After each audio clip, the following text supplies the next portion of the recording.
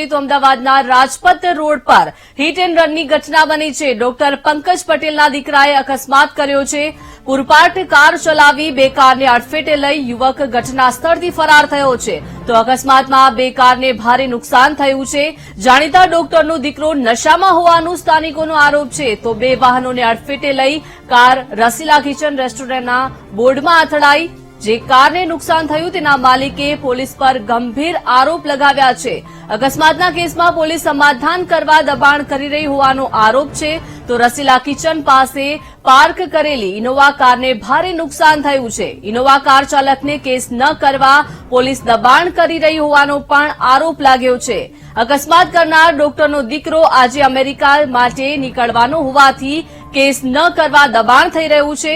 ડોક્ટરના દીકરાને અમેરિકા જવામાં નડતર ન થાય તે માટે સમાધાનનું દબાણનો આરોપ જે છે તે લગાડવામાં આવ્યો છે।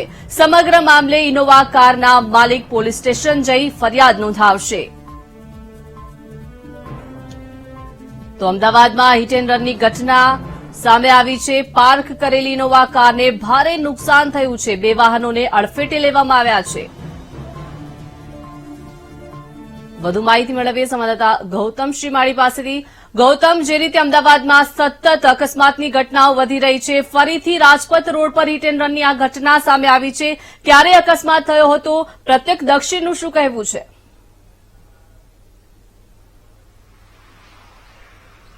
ચોક્કસની વાત કરવામાં આવે તો અમદાવાદની અંદર વારંવાર અકસ્માતો જે છે તે સામે આવતા હોય છે। વધુ એક વખત આ જ પ્રકારનો અકસ્માત જે છે તે રાજપથ રૂટ ઉપર થયો હોવાની બાબતો સામે આવી રહી છે। આ દ્રશ્યો તમે જોઈ રહ્યા છો કે અત્યારે હાલ આ રાજપથ ક્લબનો જે રોડ છે કે જ્યાંથી બોપલ તરફથી આ ઇસ્કોન તરફ જતા રૂટ ઉપરથી પૂર ઝડપે કિયા નામની જે ગાડી જે છે તે આવી હતી અને ગાડી જે આવી હતી તેણે અનેક વાહનો જે અહીંયા પાર્ક હતા તેને હડફેટે લીધા હતા અને તે પ્રકારની જે ઘટના જે છે તે સામે આવી રહી છે। મહત્વની વાત સાથે તે એ છે કે આ ગાડી જે છે તે અહીંયા પાર્ક કરવામાં આવી હતી અને તેને પૂર ઝડપે ટક્કર મારવામાં આવી છે અને આ ગાડીની આ દ્રશ્યો તમારી સામે છે કે કેવી હાલત જે છે તે ગાડીની થઈ છે। સાથે સાથે આ અહીંયા જે અત્યારે હાલ જે આ બેનર અને પોસ્ટર જે છે તે લગાવવામાં આવ્યા છે તેને પણ પૂર ઝડપે ટક્કર મારવામાં આવી છે અને તેના પણ આ દ્રશ્યો છે કે તેને પણ તોડી નાખ્યું હોય તે પ્રકારના દ્રશ્યો છે। સાફ રીતે દર્શાવે છે કે પૂર ઝડપે કાર આવી હશે અને તેને આ પૂર ઝડપે આવેલી કારે ટક્કર મારી છે અને તેના કારણે આ પ્રકારની ઘટનાને અંજામ આપ્યો હોય તે પ્રકારની વાત સામે આવી છે। અહીંયા બીજી બે વાહનો જે છે તે પણ પાર્ક હતા અને તેને પણ આ જ રીતે ડેમેજ કર્યા હોવાની બાબતો સામે આવી રહી છે। જે વ્યક્તિની ગાડી છે તેઓ અહીંયા આવ્યા હતા જમવા માટે અને તેમની સાથે તેમની ગાડીમાં અંજામ જે છે તે આપ્યો છે ઘટનાને। તેની સાથે વાત કરીશું।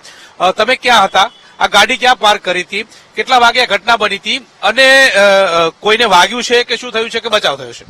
ના, કોઈને વાગ્યું તો નથી, પણ મારી ગાડી આ રીતે હતી સ્ટેટ, આ બાજુથી ગાડી આવી, ગાડીનો નંબર છે કિયા ગાડીનો 0765 GJ101KZ GJ1KZ 0765। કોઈ ડોક્ટરનો છોકરો પંકજ પટેલ કરીને છે, પદ્મ વિભૂષણ છે એવું મને જાણવા મળ્યું છે। એમનો સન હતો, એમની વાઈફનું ફેમિલી પણ આવી ગયું હતું એ વખતે। અમે એમને ઘણી રિક્વેસ્ટ કરી કે તમે આ નુકસાન થયું તમે જુઓ કે આ હાલત કરી છે। એક ગાડી વરના હતી, એ વરના ગાડીને ટક્કર મારી, વરના ગાડીવાળા સાથે એ લોકોએ કોમ્પ્રોમાઇઝ કરી નાખ્યો, જે કંઈ 20-25 હજાર રૂપિયા આપીને એને પગાર દીધો કે તું જતો રહે, એને કંઈક એરપોર્ટ જવાનું હતું। આ છોકરાને પણ કાલે યુએસએ જવાનું છે, જેને એક્સિડન્ટ કર્યો છે, તો પોલીસ આવી અને એને પણ લઈ ગઈ। પછી મેં છેલ્લે 100 નંબર ઉપર ફોન કરીને પોલીસ બોલાવી અને કાયદેસર મેં કમ્પ્લેન કરી છે। અને કોમ્પ્રોમાઇઝ કરવા માટે અમારી સાથે બહુ ટ્રાય કર્યો, મેં તમારે કોમ્પ્રોમાઇઝ નથી કરવાનો, મારે નવી ગાડીની સામે નવી ગાડી જોઈએ, અધરવાઇઝ એફઆરઆઈ કરવાની છે। ક્યાં ફરિયાદ કરી છે તમે? જાણવાજોગ ફરિયાદ કરી છે તમે એ વાત કરી છે, ક્યાં ફરિયાદ કરી છે? પોલીસ વાળા શું કહેવા માંગે છે?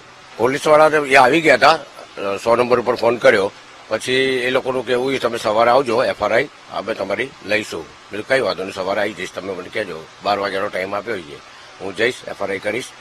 અને જે રીતે જતા રહ્યા છે એ મને એવું લાગે કોઈ અધિકારી ના કે કોઈના ફોન આવ્યા આ રીતે કોઈ માહિતી વગર, બંનેની માહિતી લીધા વગર એને લઈને જતા રહે એ એક વ્યાજબી વસ્તુ નથી, બિલકુલ વ્યાજબી વસ્તુ નથી। તમે એવું કહેવા માંગો છો કે પોલીસ પણ દબાણમાં હતી આ સમગ્ર મામલે ઢાકપીછોડ કરવા માટે? 110% હતી। અને અમે તો અંદર જમતા હતા, એવો અવાજ આવ્યો જયારે બ્લોમ પાસ થયો એટલે બધા દોડીને બહાર આવ્યા. આવીને જોયું તો આ ગાડી એની આ થાંભલે અટકાઈ ગઈ, ને તો હજુ બીજી 2-3 ગાડીઓ ઉડાડી દીધી હોત એને. કેટલી સ્પીડ હશે તમે અંદાજ લગાવી શકો છો. આ ગાડી આમ હતી સ્ટેટ, એની જગ્યાએ આ રીતે થઈ ગઈ, તો સ્પીડ હશે એ પ્રૂફ થાય છે. તમારું સ્ટેન્ડ હવે શું છે? મારું સ્ટેટ મારે એફઆરઆઈ કરવાની છે. અધરવાઇઝ મને મારી ગાડીની સામે નવી ગાડી આપી દે, કાં તો મને એનું પેમેન્ટ કરી દે, બસ. તો આ જે વ્યક્તિની જે ઘટના જે છે તેને અંજામ આપ્યો છે ને તેને અંતર્ગત તેમની ગાડી જે પ્રકારે ડેમેજ થઈ છે તેમનું એક જ વાત કેવી છે કે તેઓ એફઆઈઆર કરવાના મૂડમાં છે કે જેથી કરીને આ પ્રકારની ઘટના જે છાસવારે બની રહી છે તે અટકે. નબીરાઓ જે બેફામ થઈ રહ્યા છે, રાત્રે પૂર ઝડપે કાર ચલાવતા હોય છે, તેમને પણ એક સબક મળે તે માટે થઈને તેઓ તજવીજ હાથ ધરી રહ્યા છે. અને તેમનું કહેવું છે કે મને ગાડી સામે ગાડી આપે તે પ્રકારની વાત કરી રહ્યા છે. પરંતુ આ પ્રકારની ઘટના છાસવારે બનતી હોય છે ત્યારે પોલીસ આમાંથી શું શીખ લે છે, પોલીસ કેવા પ્રકારના પગલાં લે છે તે પણ એક પ્રશ્ન જે છે તે સતાવી રહ્યો છે. ત્યારે આ પ્રકારે જે વાહન ચાલકો જે પૂર ઝડપે આવતા હોય છે, ઠેર ઠેર સાઇનબોર્ડ પણ મારેલા હોય છે, પરંતુ આ પ્રકારની ટ્રાફિક નિયમોનું પાલન નથી થતું તે વાત ચોક્કસ છે. અને તેને હવે ક્યારે પોલીસ ટ્રાફિક નિયમોનું પાલન કરાવે છે તે પણ જોવું રહેશે. પરંતુ આ પ્રકારની ઘટના બને છે. સંજોગો વશાત રાત્રે બધા એ ગાડી પાર્ક કરેલી હતી, કોઈ ગાડીની આસપાસ નતું, નકર મોટી જાનહાનિ થતી તે પ્રકારની પણ બાબતો સામે આવી રહી છે. પરંતુ અત્યારે હાલ કોઈ જાનહાનિ થઈ નથી અને ગાડીઓ એટલે વાહને ઈજા પહોંચાડી છે તે પ્રકારની ઘટના સામે આવી છે. જી ગૌતમ, આ એક અકસ્માત અનેક સવાલો ઉભા કરી રહ્યું છે, કેમ કે સ્થાનિકોનું કહેવું છે કે તબીબનો પુત્ર નશાની હાલતમાં હતો અને જે કારને નુકસાન થયું તેના માલિકે પણ પોલીસ પર ગંભીર આક્ષેપો લગાવ્યા છે, કેમ કે પોલીસ ફરિયાદ ન નોંધવા માટે પણ દબાણ કરી રહી છે, સમાધાન માટે લાલચ આપવામાં આવી રહી છે. શું છે તથ્ય?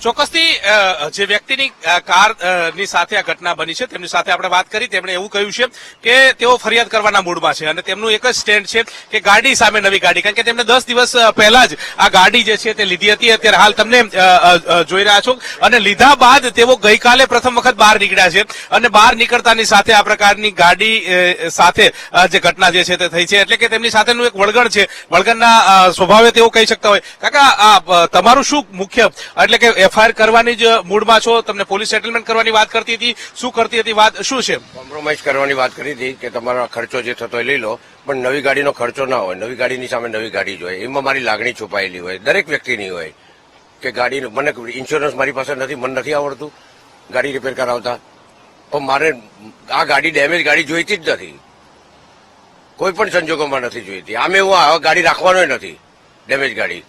ખ્યાલ આવ્યો તમને?